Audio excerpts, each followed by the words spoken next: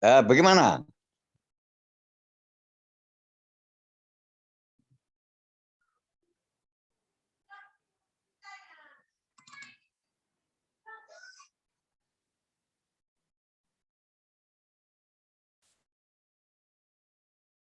Oke ya, Ya, selamat datang. pagi. Ya pagi waktu Ceko, selamat siang waktu Indonesia. Ya, Oke, selamat pagi di Praha. ya selamat pagi di Medan ya. Eh, Selamat datang di Musra Official Eyang. Senang bertemu Eyang. Kita ada di kanal saya. Kita akan cerita tentang pengalaman Eyang Ya, dan juga pengalaman saya pribadi dan teman-teman nantinya ya. Oke Eyang, ini ya, di layar ada gambar ya, yang bisa lihat ya. ya. Oke, itu gambar kota Ceko. Oke, yang sebelumnya, apakah yang bisa Mulai ucap? ya. Ya, sudah ya, sudah mulai kita yang sudah direkam ini. Oke, yang mungkin bisa Ya, ucapkan salam dulu, selamat pagi bahasa Ceko yang untuk pemirsa saya, pemirsa Musyawarah Official. ya. Ya, saya akan cerita mula-mula saya sampai ke luar negeri. Ya, Ya, oke, selamat ya. Dengan ucapkan perjuangan yang cukup gempar, ya. saya berhasil di tahun 1963 dikirim oleh pemerintah Soekarno untuk belajar ke luar negeri, konkretnya di Republik Ceko, Slovakia waktu itu, ya. Oke, Sebelum negara itu terpecah menjadi Ceko dan Slovakia. oke, Ya, jadi yang maaf, boleh ucapkan dulu selamat pagi dalam bahasa Ceko yang ya selamat pagi, dalam bahasa Ceko selamat ya. pagi untuk semua yang mendengarkan lah, ya. Dalam bahasa Ceko yang Uh, bisa bahasa Ceko. oh, Dobrý den. Oke, dobrý den, dobrý den. Dobrý den artinya selamat Oke, siang atau oke. ya, Baik, baik Eyang. Oke, ini Eyang tadi sudah kasih latar belakangnya sedikit tentang pengalaman Eyang ya pertama kali tiba di ya. Ceko. Ini Eyang bisa ceritakan sedikit yang di gambar ini di bagian mananya Cekonya? Ini apa nama tempatnya ini? Atau ini nama sungai ya?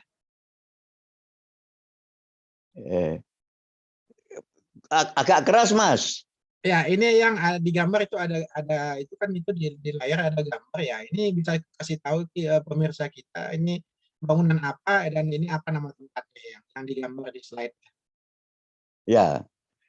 Ya, saya dikirim ke luar negeri dengan tujuan oleh pemerintah Indonesia pada waktu itu supaya mempelajari ilmu-ilmu yang dan pengalaman-pengalaman di luar negeri untuk kepentingan negara dan bangsa Indonesia.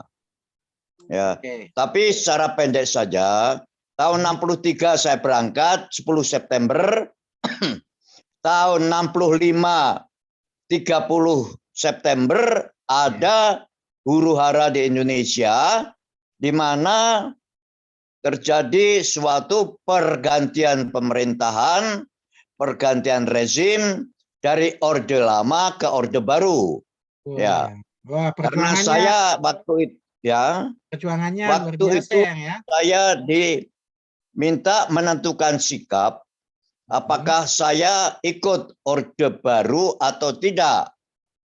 Oke, baik. Nah, pada pokoknya saya tidak bisa setuju dengan orde baru yang pada dasarnya saya tidak setuju dengan politik mereka yang tidak menghargai hak asasi manusia.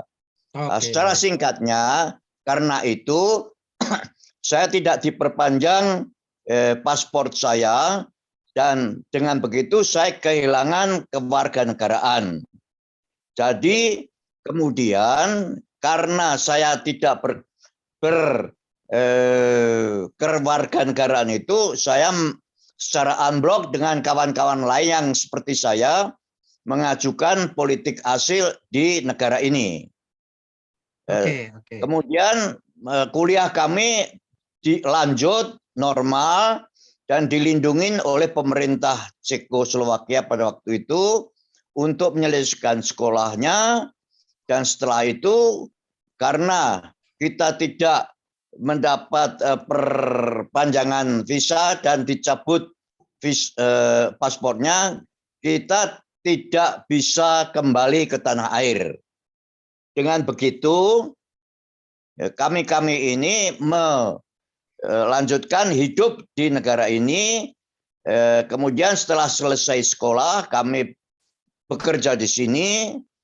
Dan karena kami perkirakan dulu itu rezim Orde Baru itu tidak akan lama, dan kita bisa kembali ke Indonesia, ternyata pada hakikatnya rezim Orde Baru itu mendekam di negara kita dan berkuasa sampai 32 tahun. Jadi selama itu kami tidak bisa pulang dan menetap hidup di negara ini. Oke, Ya. wah panjang sekali perjalanannya Yang ya. Jadi itu Ya. lika-likunya Yang ya, lika-likunya awal masuk ke negara Ceko ya. Dulu namanya Cekoslovakia lah Yang ya. Sekarang itu berganti menjadi Ceko ya. Jadi boleh dibilang Yang ini dan teman-teman mungkin disebut eksil ya Yang ya. Kalau dari segi di politik ya. Oke, Yang ini di gambar itu ada latar belakang itu tempat di Ceko ya. Ini boleh dikasih tahu ini bangunan apa ya? Atau ini sungai apa? Kalau nggak salah ini sungai Vlatva ya, betul ya? Vlatva River ya. Yang di gambar ya. Yang bisa lihat di gambar itu bangunan apa Yang? Ya. Yang di layar ya. Ternyata saya tidak bisa pulang setelah 35 tahun saya tidak bisa pulang.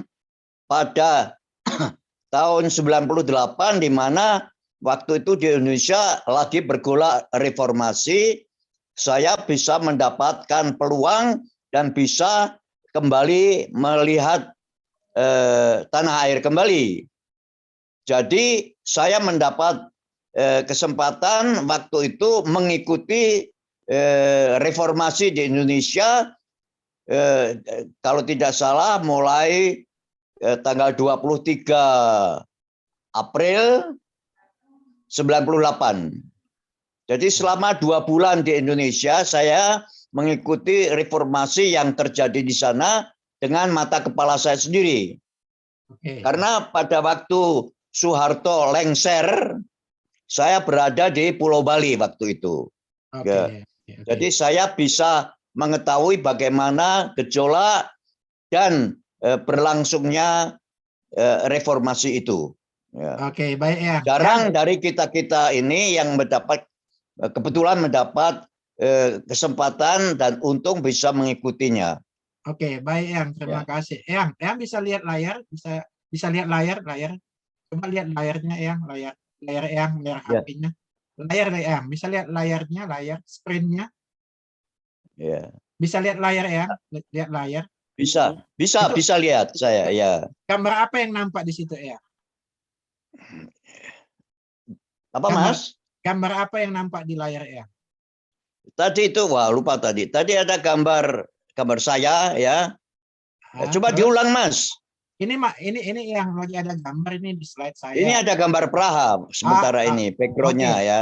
Oke, iya bisa kasih tahu ini lokasinya di mana ya? Nama tempatnya apa ini?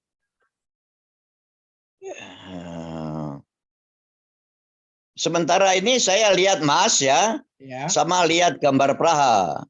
Tadi itu muncul foto, kalau tidak salah foto saya ya. Ya, yang sekarang itu nama tempatnya apa ya? Yang sekarang? Sekarang nggak ada gambar. Sekarang cuma background dari Sungai Beltava. Oke, benar ya. Itu maksud saya Sungai Beltava ya. Oke. Baik ya. Tadi Yang sudah cerita jadi sangat luar biasa sekali. Jadi itu ada pilihan yang harus memilih ikut Orde Baru atau menetap di sana ya. Itu konsekuensi politik ya. Jadi itu sekilas tentang latar belakang Yang kenapa akhirnya memilih bertahan di sana, melanjutkan hidup dan pendidikan dan keluarga Yang ya. Oke, saya tampilkan gambar kedua Yang ya. Coba boleh dilihat layarnya Yang. Ya. Sekarang ini gambar saya dengan istri saya ya. Oke, boleh ceritakan ini waktu peristiwa apa ini Yang ini? Di mana ini? Ya itu kira-kira tahun 80-an. Waktu kita masih masih muda. Yang ganteng dengan Oma Barunta ya, cantik. Sedikit cerita pribadi, Ah, ya saya ketemu dengan si dia ini di ah, fakultas ya. iya, Ya, kemudian karena merasa kita cocok untuk bersama-sama, ya kita berjanji untuk bisa hidup bersama. iya, Ya, iya. Oke. kita mulai pacaran, kemudian mulai hidup bersama-sama kami tinggal waktu itu masih student ya. Kita tinggal di asrama masing-masing di asramanya sendiri, Ya. tetapi kami berhasil kemudian tinggal bersama-sama di asrama saya, di kamar saya, mulai tanggal 10 September 1969 Oke. ya. Yang boleh tanya nih ya. Selama dua tahun Ya. kita kumpul bersama, hidup bersama. Istilah Indonesia adalah kumpul kebo ya. Oke. Kemudian Oke, oke, oke. karena kita sudah selesai sekolah dan kita sudah mulai bekerja, istri saya mengajar dan saya bekerja, kami melakukan suatu pernikahan pada tanggal 10 September 1971. Ya. Oke, ya. Oh, yang Jadi boleh tanya ya. ya, Apa yang jadi praktis kita ap- sudah melampaui perkawinan emas ya, Oke. dan itu 50 tahun perkawinan, Ya. tetapi sebetulnya kita hidup bersama itu sudah lebih dari 52 tahun karena 2 tahun kita juga sebenarnya sudah hidup seperti suami istri ya. Oke, oke. Ini Jadi mungkin begitu lama kita mengenal ya mungkin ini yang dan karena ya ada yang mungkin yang kurang lazim di Indonesia yang ya masalah hidup bersama itu kalau di sana itu mungkin bukan hal yang tabu ya yang ya. Oke, yang ya dulu yang itu ambil jurusan apa ya di sana? saya itu sekolah di Charles University Oh, Charles University ya. dengan mata pelajaran yang saya tekunin itu adalah ilmu pendidikan dan ilmu jiwa untuk anak-anak Oke, ya. oke. Tetapi perlu diketahui bahwa setelah saya selesai karena saya tidak bisa pulang kembali ke Indonesia untuk menjalankan tugas-tugas saya karena politis itu, saya memohon pada pemerintah ini untuk bisa belajar sekali lagi di Charles juga dengan mata pelajaran mass media dan kultur politik. Jadi kalau orang mau gagah-gagahan saja, saya itu jelek-jelek mempunyai 4 keahlian, Apa itu ya? yaitu ilmu pendidikan untuk anak-anak, ilmu jiwa untuk anak-anak, mass media dan kultur politik.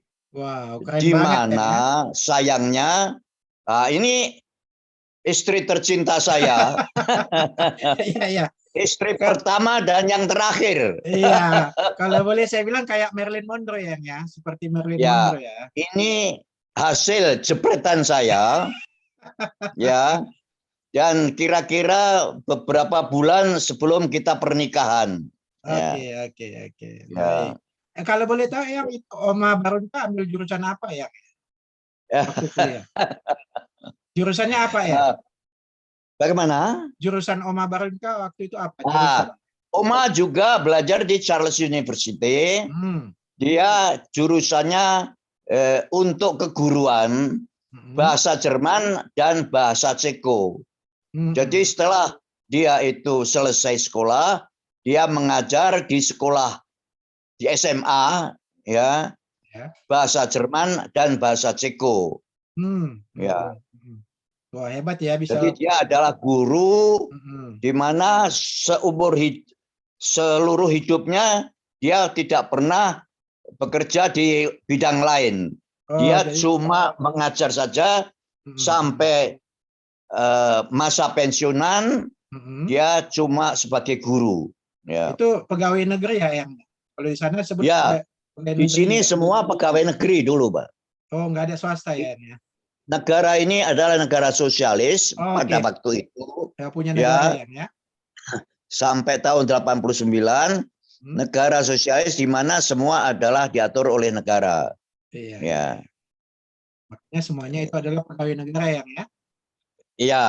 Oke ya. Jadi sistem itu bisa diterapkan. Nah, ini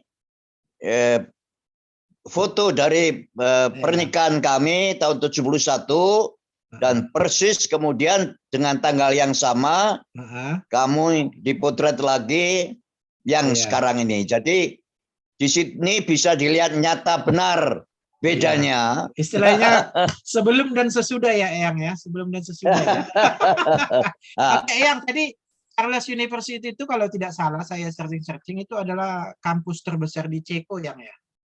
Iya, saya sebetulnya dengan foto ini bisa bercerita yang berguna untuk para muda-mudi di Indonesia. Karena zaman sekarang ini ikatan-ikatan seperti ini itu tidak sekuat seperti zaman dulu, ya. Mengenai Lain sekali. Lain sekali.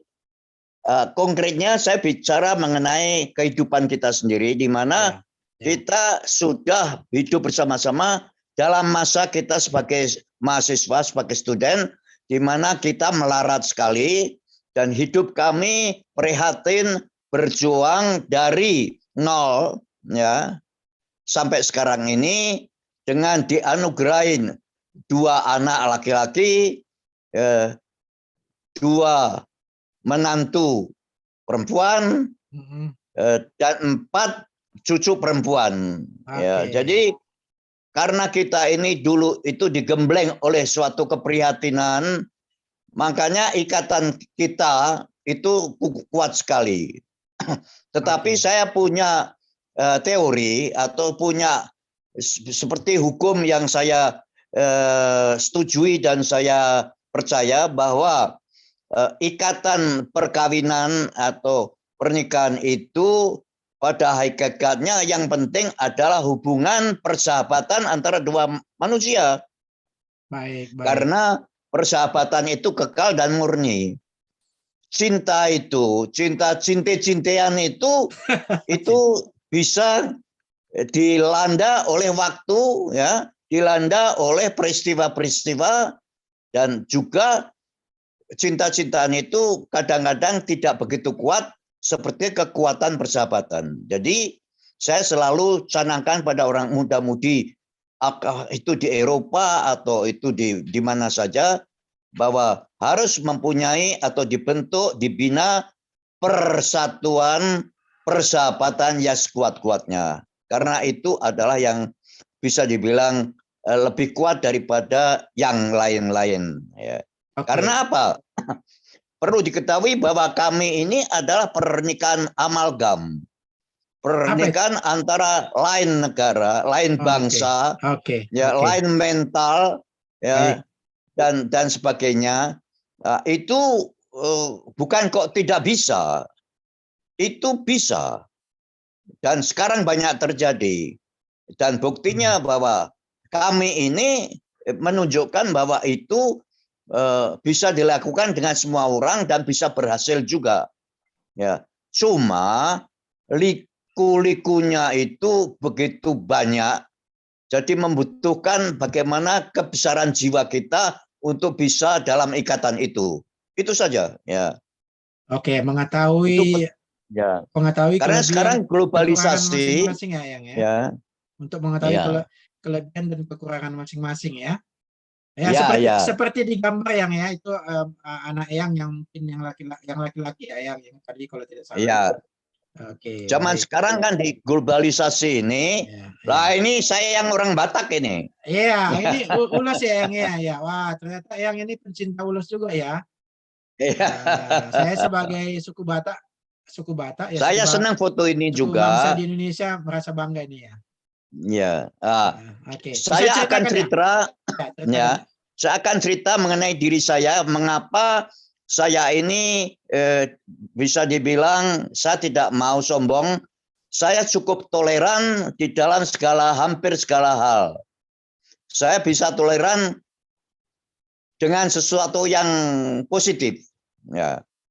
apa saja, apakah itu di bidang kesukuan atau kenegaraan atau mengenai bangsa-bangsa, ya, kepercayaan, agama, dan cara berpikir semua. Saya ada toleransi karena saya dalam hidup saya itu saya untung bisa mempelajari semua hal-hal yang ada di dunia itu, di soal agama, sosial, politik, ekonomi. Saya berusaha untuk memahaminya, dan pada dasarnya setelah saya begitu lama hidup di dunia dan hidup di luar negeri, saya berkesimpulan bahwa semua manusia di seluruh dunia itu secara human itu semua sama, Mas. Oke. Semua orang itu ingin berbahagia. Semua orang ingin senang hidup di dunia. Semua orang ingin berbaik dengan yang lain. Ya. Kalau konflik-konflik itu bukan kok karena perbedaan daripada dia punya bangsa atau dia identitas dan lainnya, tapi karena mereka tidak bisa mempunyai kesempatan untuk saling mengenal. Oke. Ya, jadi saya berkesimpulan dan kuat berpikir bahwa seandainya muda-mudi Indonesia itu banyak mendapat kesempatan seperti Mas meskipun tidak lama di Eropa, supaya mereka itu mendapat kesempatan melihat, mendengar, berbicara, dan berdiskusi dengan semua manusia di dunia itu, karena dengan begitu orang akan mengenal, dan kalau mengenal dia bisa sayang. Kalau mereka itu bisa mengenal, tidak ada perjudais. Jadi ada sangka-sangka, Mas, tidak ya? ada rasa prasangka yang tidak baik, karena prasangka-prasangka itu dikarenakan tidak tahu saja. Jadi pada hakikatnya menurut saya rasisme itu tidak begitu kuat di dunia. Yang ada kuat itu adalah xenofobi, yang berarti bahwa orang itu tidak mengenal satu sama yang lain. Ya. Buktinya saya setelah berada di luar negeri berpuluh tahun ini, saya tidak gampang untuk mempercayai begitu saja mengenai sesuatu. Saya selidikin apa motifnya. Semua itu ada namanya sebab-sebabnya. Kita harus tahu sebab-sebabnya. Kalau kita tahu sebab-sebabnya itu, orang akan berpikir lebih jernih dan tidak begitu saja berprasangka. Oke, baik. Jadi saya berharap supaya muda-muda ini sekarang banyak kesempatan untuk bisa keluar negeri, dan kalau bisa keluar dari tanah air, bisa mengkaji bagaimana kehidupan dan cara berpikir orang-orang di seluruh dunia ini, dan kembali ke tanah air untuk bisa memberi kesaksian bahwa pada hakikatnya semua manusia itu secara alamiah adalah sama. Sama. Oke, yang bisa ceritakan tentang gambar berikutnya? Ya, ini foto kami pada waktu saya merayakan tahun yang lalu berumur 82 tahun. Wah, sudah jadi 82 alhamdulillah, ya? Puji Tuhan, saya mendapat karunia Tuhan, mendapat umur panjang dan sehat, itu penting, dan berbahagia dengan seluruh keluarga. Itu adalah pokok daripada kebahagiaan di dunia ini. Ini keluarga besar Eyang ya? Ya. Oke. Bisa ceritakan sedikit tentang keluarganya Eyang? Kayaknya ini keluarganya beraneka ragam ya? Pengalaman apa, Mas? Cerita sedikit tentang keluarganya yang maksudnya itu kan pernikahannya, apakah pernikahannya seperti Eyang antar bangsa atau mereka ya. Ini juga maaf, interesting sekali karena bagaimanapun juga secara fisik dan sebagainya, mereka itu dilahirkan dari dua dasar yang berbeda. artinya lain bangsa. Dan anak-anak kita yang mix ini selalu mempunyai spesifika daripada orang tuanya. Ya, ya. Ya. Jadi unsur-unsur yang ada ketimurannya mereka juga punya. Tapi juga mereka secara lebih individualis dan berpikir secara rasionalisis juga ada. Jadi seperti Eropa. Ya. Baik, Jadi saya anjurkan bahwa di dunia itu mestinya seluruh bangsa-bangsa itu dicampur sedemikian rupa sehingga bisa membentuk anggota dunia yang baru, ya, baik, yang lebih sehat. Oke. Ya. Yang boleh sampaikan 30 detik apa yang sarankan kepada para pemirsa Musa Official bagaimana supaya dunia ini lebih aman dan sejahtera ke depannya. 30 detik ya. Ya, manusia itu semua harus berjuang. Saya berpendapat bahwa seluruh hidup kita ini harus berjuang terus sampai kita menghembuskan napas yang terakhir. Kalau sudah kita berhenti berjuang, kita adalah mati sebelum mati lah kasarannya. Jadi jangan mengeluh. Ya, semua itu bisa diselesaikan. Semua itu kalau dengan tekad yang baik, ya, dengan lindungan dari Tuhan Yang Maha Esa, kita akan bisa berhasil. Karena tanpa usaha kita tidak bisa apa-apa. Gitu. Baik, terima kasih Eyang atas waktunya. Terima kasih atas waktunya Eyang. Senang berbicara dengan Eyang Sugeng Siono, salah satu orang Indonesia yang sudah bermukim lama di Ceko akibat dari perubahan politik di zaman Orde Lama. Terima kasih Eyang. Nanti kita ketemu di sesi saya kedua. Ada sedikit pesan ya. Boleh ya. Tapi kurang dari 1 menit. Pesan saya singkat saja. Cintailah negara dan bangsa kita, tanah air dan bangsa Indonesia tercinta, Republik Indonesia. Berjuanglah untuk tanah air kita sebaik-baiknya, setulus-tulusnya, sekeras-kerasnya, sejujurnya. Terima kasih. Baik, Eyang, terima kasih. Ya. Oke. Baik, oke. Sampai ketemu lagi. Ya, baik, sama-sama ya.